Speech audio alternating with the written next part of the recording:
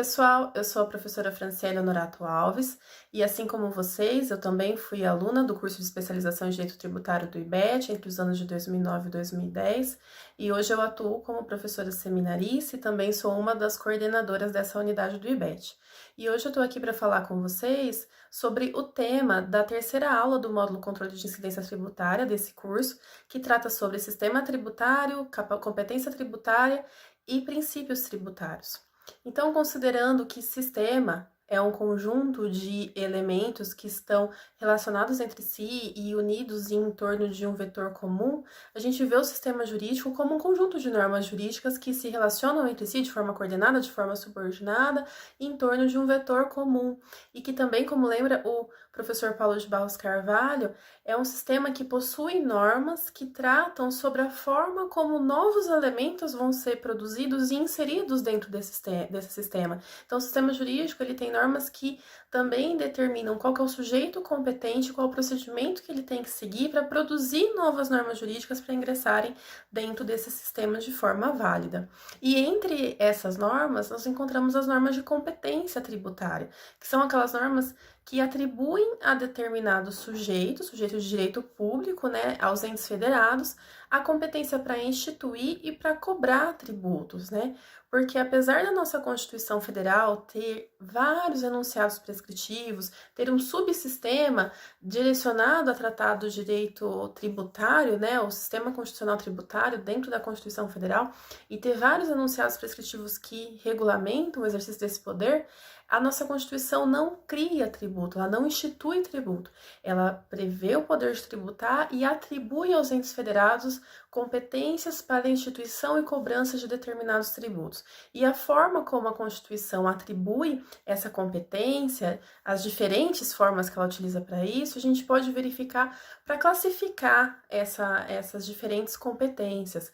Por exemplo, o que a gente chama de competência privativa. O que é isso? A gente vê a competência privativa quando analisa a forma como a Constituição repartiu entre os entes federados a competência para cobrar o tributo da espécie imposto. Lá na segunda aula do módulo Tributo de Segurança Jurídica, quando a gente estuda a espécie tributária, a gente verifica que imposto é aquela espécie tributária que incide sobre um fato praticado pelo contribuinte que demonstra que ele tem certa riqueza e, portanto, capacidade para colaborar para a manutenção financeira do Estado.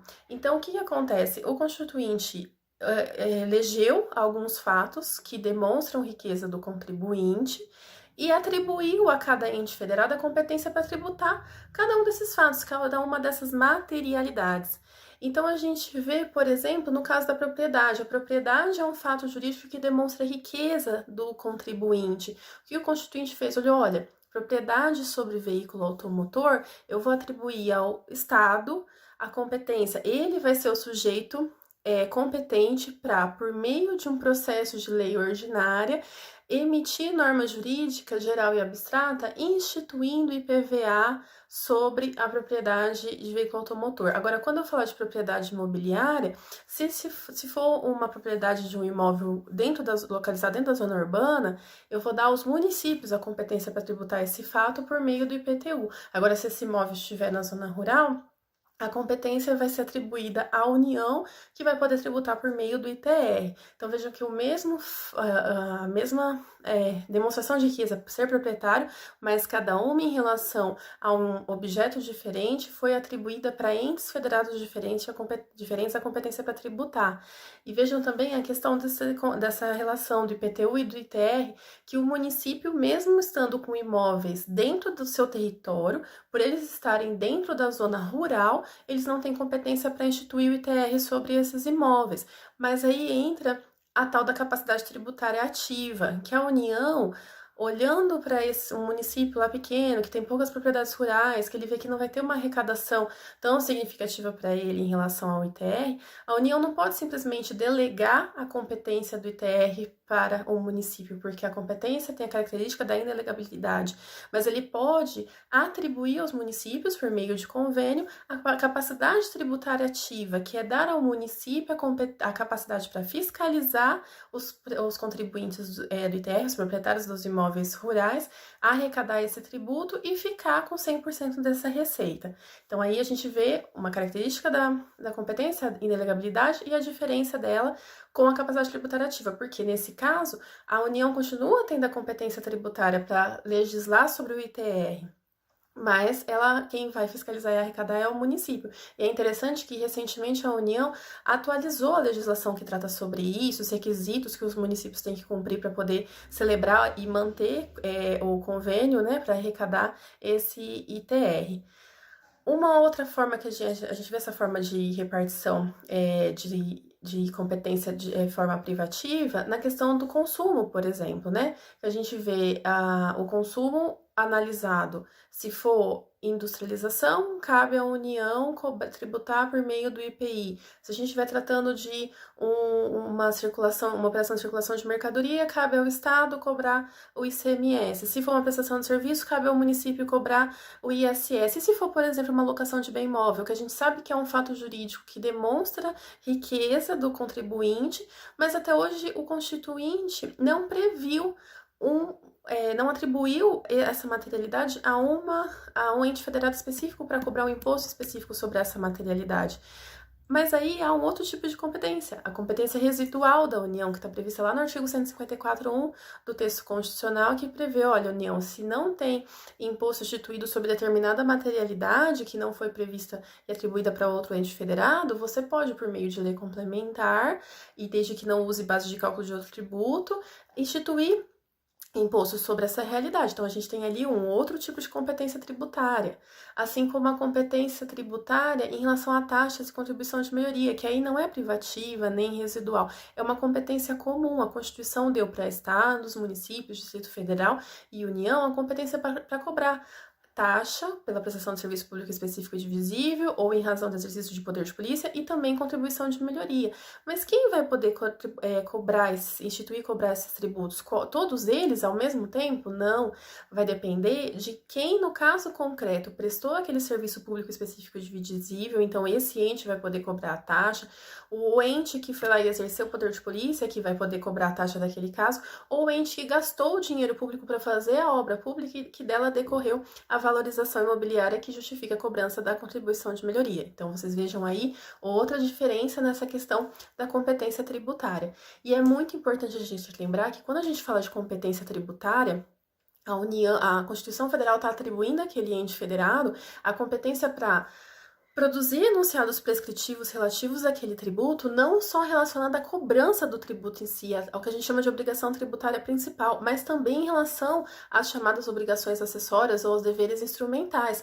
Ou seja, o ente que tem competência para instituir determinado tributo também tem a competência para prever quais informações ele quer que o sujeito passivo relacionado àquele tributo leve à administração pública para a administração pública conhecer a ocorrência do fato jurídico que vai poder ser tributado.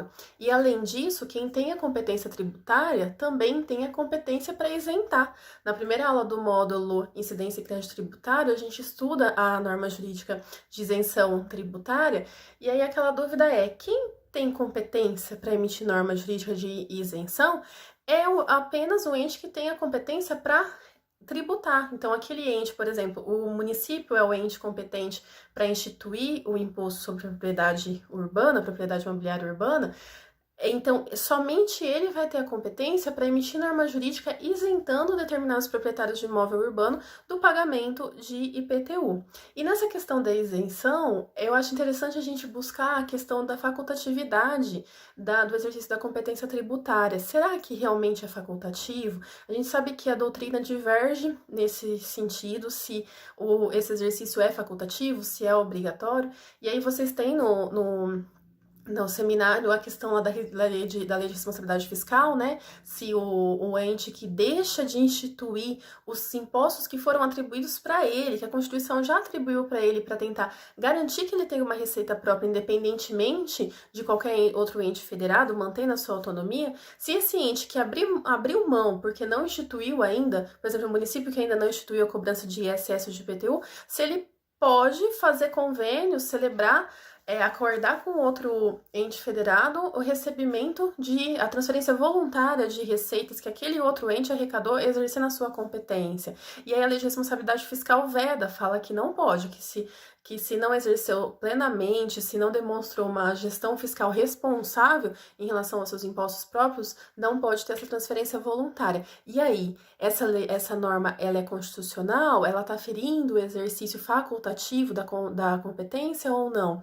Uma outra questão é em relação ao ISS, a Lei Complementar 157 de 2016, ela alterou a Lei Complementar 116 de 2003, que trata sobre normas gerais em matéria de ISS, e ela inclui o artigo 8º A, prescrevendo que a alíquota do ISS tem que ser no mínimo de 2%. Então, todo e qualquer município, quando instituir o ISS, tem que observar a alíquota mínima de 2% e não pode conceder qualquer benefício fiscal, redução de base de cálculo, qualquer coisa que faça com que a alíquota nominal desça para uma alíquota efetiva menor do que 2%. E ainda essa lei alterou a Lei de Improbidade Administrativa, prevendo que a autoridade que por ação ou omissão, manter, não revogar benefício nesse sentido, que reduza para menos de 2% a alíquota do ISS, vai estar cometendo um ato de improbidade administrativa. E aí, isso está colocando em xeque o exercício facultativo da competência tributária? Será que um município pequeno, como existem vários no Brasil, onde a prestação de serviço não é tão significativa, onde talvez o gasto que a administração municipal vai ter para organizar a máquina administrativa para poder cobrar esse ISS vai ser maior do que a própria receita que ele arrecadar? Será que esse município vai passar a ser obrigado a cobrar esse ISS, não exercer facultatividade por conta dessa previsão da Lei Complementar 157? É uma questão para a gente pensar. E que a gente tem que pensar também que é nessa questão do exercício da competência tributária, que ela é limitada, tanto por essas materialidades que justificam a cobrança do tributo, mas também com os limites que a Constituição Federal coloca para o exercício dessa competência. E entre esses limites estão os princípios constitucionais, tanto os princípios constitucionais gerais, como a segurança jurídica, né, como a isonomia, mas também os princípios constitucionais específicos, sejam eles considerado valor, sejam considerado limite objetivo. O que são princípios, né? Princípios são normas jurídicas. Princípios diferenciam-se de que forma de regras jurídicas, né? Então, essa é uma das questões para a gente pensar nessa aula e pensar sobre quem deve aplicar, deve seguir esses princípios na aplicação do direito.